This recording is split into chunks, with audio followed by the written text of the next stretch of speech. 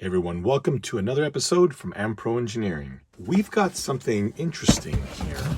Earlier I reviewed the LDRC Q60, G60, I forget what it was called suddenly. It's up on the screen. And it had a lot of pros and it had a lot of cons. I've been talking to the manufacturer back and forth for several months and kind of showing off things that I had done to make mine better and kind of addressing some of the problems I found, and they thanked me and then sent this. And what we have here is basically either an upgraded version or a second variation, the newer version of this. I was looking up here and there's a bunch of, obviously, icons here talking about stuff. Now, there's always going to be a bit of a language barrier. For example, let more people like playing models. That is the new Ampro slogan. Whatever that means, I love it. So there's a light mode over here. The old one, you could turn them on or off. Damping effect. Did they put shocks on this thing? Rubber tires, the old one had. That's the same as the old, same as the old. This, I don't know what the hell a gate bridge is. That's a portal axle. I'm confused here. What do you mean by CVT? Now, the CVT is the same thing they talked about with the new WPL C54 RTR. The one that I'm familiar with is continuously variable transmission, which is on real cars. And I don't know that that's going to be the proper translation. Metal gears. Yes, there's got quite a few metal gears in the portals. I don't know if it's everywhere on the axle. Proportional steering. Can upgrade double motor wave box. I don't know what the hell is happening here. I'm assuming you can put two motors in the transmission like the original one, except mine couldn't. And the radio, which I always hated, but we'll go over that later. Okay, on the back of the box, some basic information here. Some basic dimensions that they're showing here. This is a 1/12 scale vehicle. This is a sticker, no, it's a sticker. It's fairly large. Oh my God, look at this. What the heck? That's showing a metal geared transmission? Now, the last time LDRC sent me one of these, I did not do a good job of actually going through what they sent me, because they had sent some aftermarket parts as well.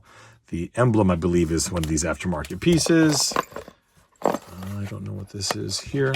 So I still have some parts that I never used on my other one that I might throw on this. These are metal gears. Does that mean I have to put them in the transmission? I just did this. Wow, yeah.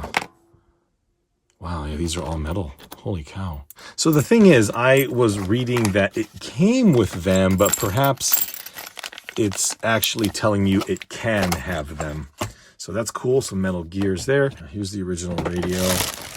Again, I don't like this radio at all, but functionally, it's fantastic. It's just the feel I don't like. This is cool. We've got a little diagram here of what's actually going on with the buttons, which is nice. Just a little side note, because I've had a lot of people ask about this. It's got these bits too, this little thing here, and this.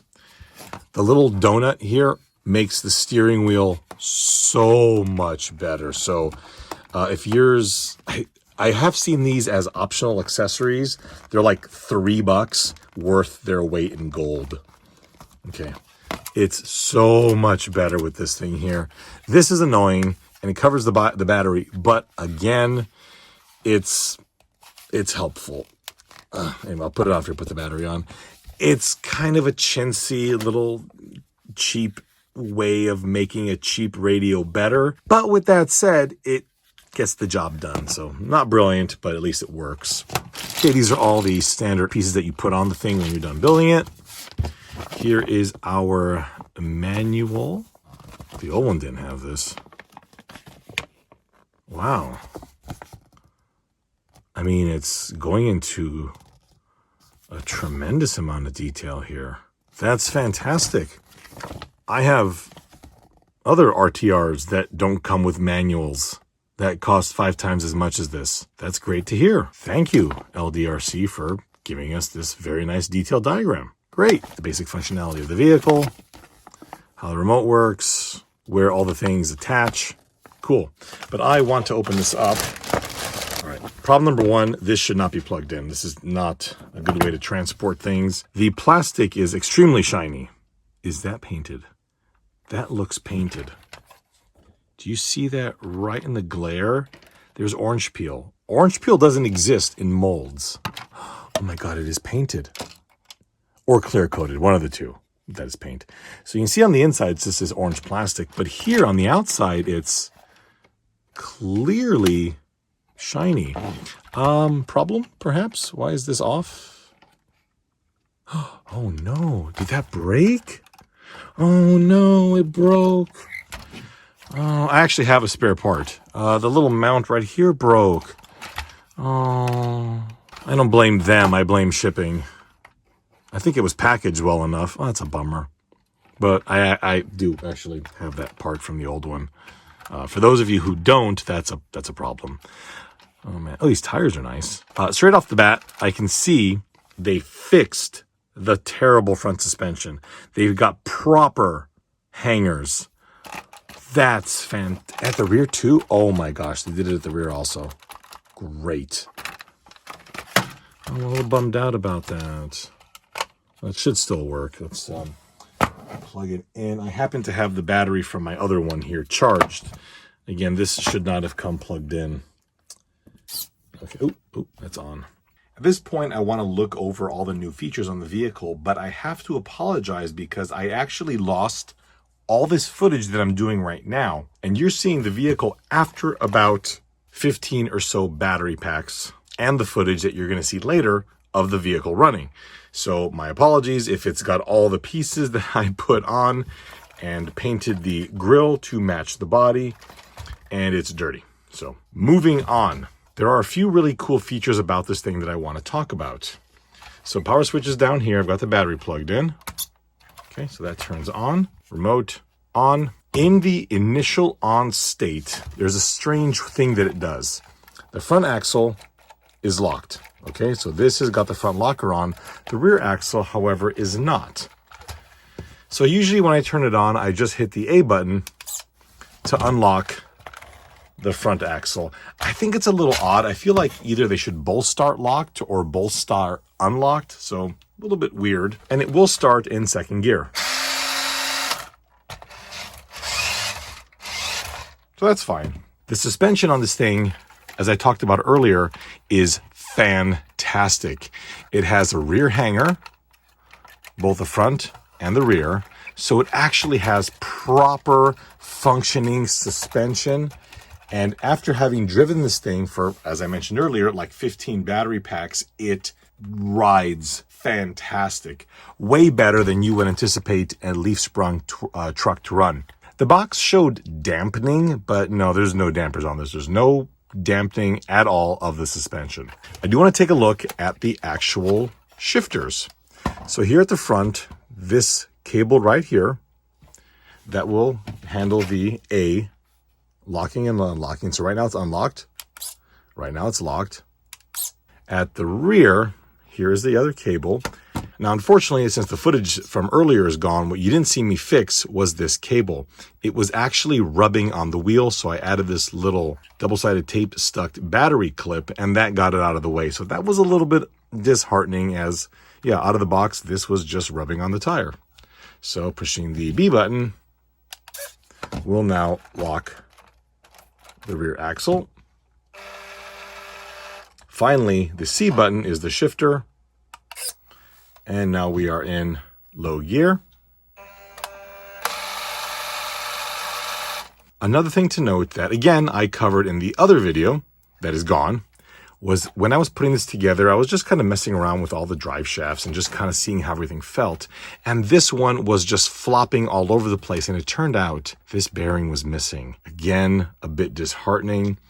But if you're not familiar with the whole startup and engineering and bringing a product to market, you have to understand that with smaller companies like I presume LDRC is, to get a product to market is extremely costly. You've got to pay the engineers, you've got to pay manufacturing, you've got to pay marketing, you've got to get these things into people's hands. What you don't really have to pay for is quality control. And that is evident in the previous model, but also evident here. It does seem like there are still some QC issues, all very easily fixable, but nevertheless, there are some issues that I wish I hadn't seen. Another problem is, okay, watch this.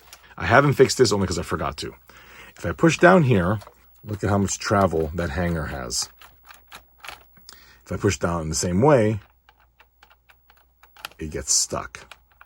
The problem is there is a flat here, which also exists on this one, but you can see on this one it exists on the front, and on this one it exists on the back. So this hanger was hung backward. For the front, that's not a problem. So again, unfortunately, quality control is lacking here. But the same was true for WPL. They had no QC early on in their development, but now their stuff is absolutely fantastic. So when things become more profitable and money starts coming in, then a company can hire quality control. It's unfortunate that it has to go down that path, but it does. So those are some of the new features here from the previous model. The other feature is that the lights come standard. So if I accelerate, nothing comes on. I wish all of the red lights were just on. Unfortunately, that's not the case. They come on when you hit the brakes, and that is it. We go into reverse. Reverse lights come on. So the reverse works great, but I don't understand why the red lights only come on when the brakes come on. And lastly, signals. I know people out there hate signals. I sure as hell love them. I am thrilled that they're here operational. I know that in real cars, you're not going to signal on a trail, but I don't care. I love how they look. So they do come all pre-wired, which is neat. This one here is just for decoration. It should technically be a repeater of this one here, but I can fine, they're not going to run all that. Earlier on, I mentioned that this bracket here was broken, and I ended up ordering a metal front bumper, which I highly recommend because they're beautiful, and they do come with a replacement, so that was a nice little addition. I did just notice something here. So if you press and hold A for 5 seconds, it will reverse the throttle. Press and hold for 5 seconds on B, it'll reverse the steering. But if you press and hold 5 seconds on C, it says turns on off the double flash.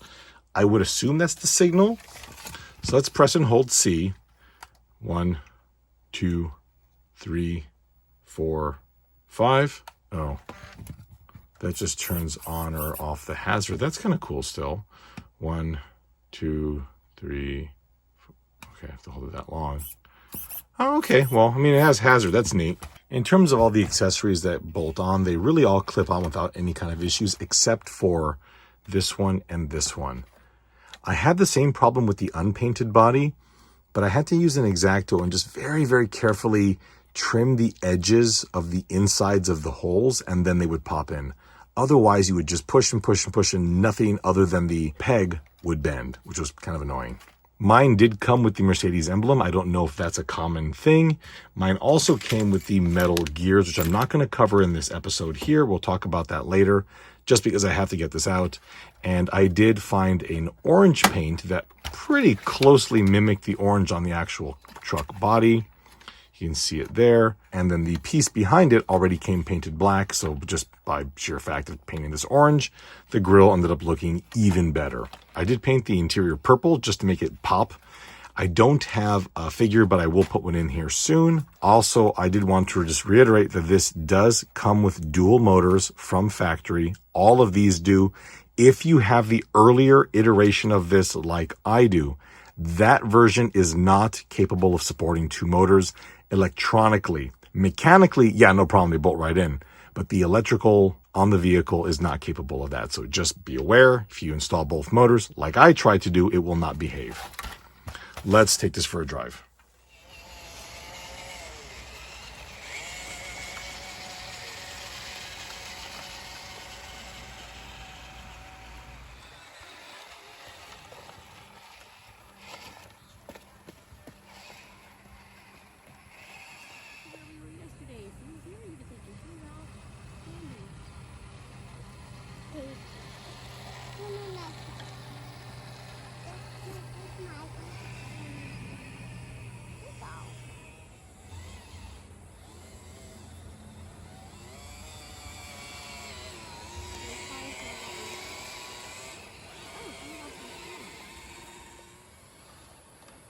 Big ant, Nico. No, I can't go. Oh.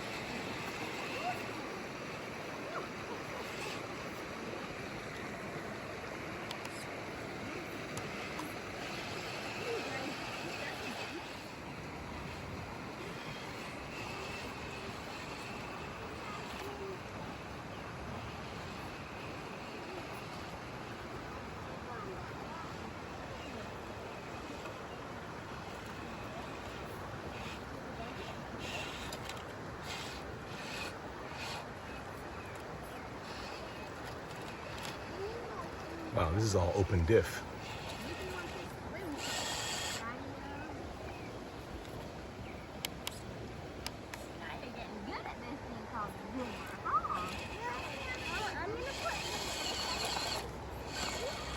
I got high centered. Yeah, there we go.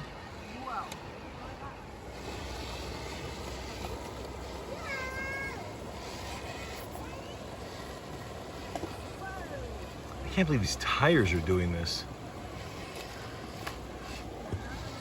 Wow. Oh.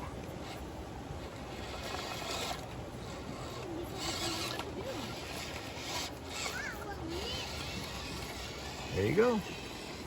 Pretty good.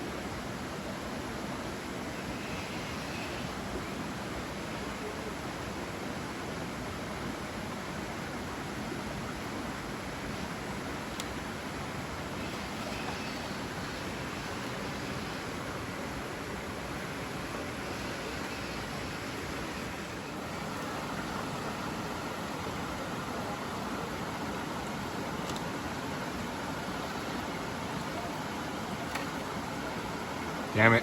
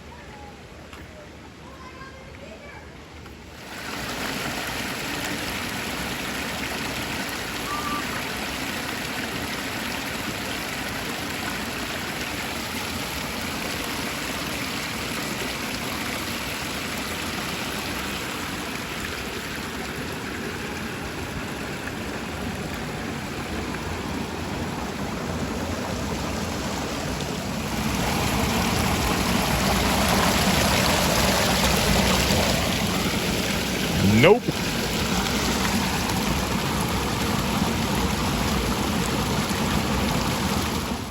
The family and I went to Yosemite for a week, and we brought this as well as a couple of other vehicles. I was a little bit hesitant because it's a new car. I don't know what kind of build quality it has. You know, as you saw earlier, there were a few anomalies on the car when I got it. So I was a little bit concerned because you're traveling that far, you don't want to bring this big thing with you. I will say this, that on the first day, it was over 100 degrees, and my son and I went through 2 of these batteries, as well as one of the small ones that came with the 8.6 model. Again, they're the same plugs on them. The truck didn't complain one bit. However, on the way back to the tent, it was pretty much uphill the whole way. It wasn't all that far. Maybe it was on about 15 minutes. When I got to the tent, the motors were blazing hot. Absolutely blazing hot. Now, the other cars we brought as well were also warm, but not to this level. This really only happened that first day. I mean, they would get hot, but not like that. So what I would like to see in the future is perhaps, gosh, I don't know. There's really not that much room for heat sinks like the previous version has. Perhaps this transmission plate here, there can be an upgraded part that's aluminum. That would be kind of cool. So just something to note. The truck drove flawlessly. It was smooth. It was quiet. It had amazingly good articulation for just, I mean, look at this. Remember, this is leaf sprung. And it just crawled pretty much everywhere we wanted it to. We would just load the bed with randomness. It went on many, many hikes with us, and we blew through about 15 of these packs.